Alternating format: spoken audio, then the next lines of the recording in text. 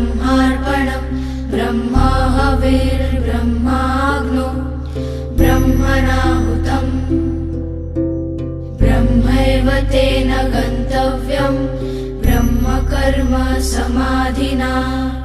ॐ सहनाववतु सहनौ भुनक्तु सह वीर्यं करवावहै तेजस्विनावधीतमस्तु मा विद्विषावहै।